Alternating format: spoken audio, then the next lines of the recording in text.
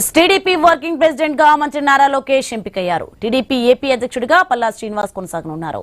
ఈ మేరకు అధిష్టానం కీలక నిర్ణయం తీసుకుంది. పొలిట్ బ్యూరో జాతీయ రాష్ట్ర కమిటీలను పార్టీ ప్రకటించింది. టీడీపీ జాతీయ ప్రధాన కార్యదర్శులుగా రామ్మోహన్ నాయుడు, బైరెడ్డి శబరి, రాజేష్ కిలార్లను పార్టీ నియమించింది. సీనియర్లకు గౌరవం ఇస్తూ కొత్త వారికి అవకాశాలు కల్పిస్తూ సామాజిక కోణంలో నూతన కమిటీల కూర్పు జరిగింది.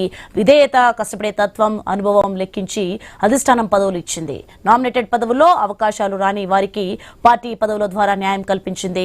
అన్ని సమీకరణాలు వేసుకుని కమిటీల కూర్పుపై సీఎం చంద్రబాబు కసరత్తు చేశారని పార్టీ వర్గాల్లో చర్చ జరుగుతోంది.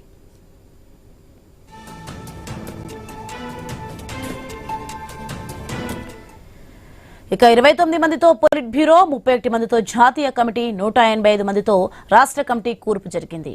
జాతీయ ప్రధాన కార్యదర్శులు 3, ఇక జాతీయ ఉపాధ్యక్షులు 18, జాతీయ అధికార ప్రతినిధులు 10, రాష్ట్ర ప్రధాన కార్యదర్శులు 7, రాష్ట్ర ఉపాధ్యక్షులు 16, రాష్ట్ర అధికార ప్రతినిధులు 14, రాష్ట్ర జోనల్ కోఆర్డినేటర్లు 10, రాష్ట్ర కార్యనిర్వాహక కార్యదర్శులు 59, రాష్ట్ర కార్యదర్శులు 77 మంది ఉన్నారు.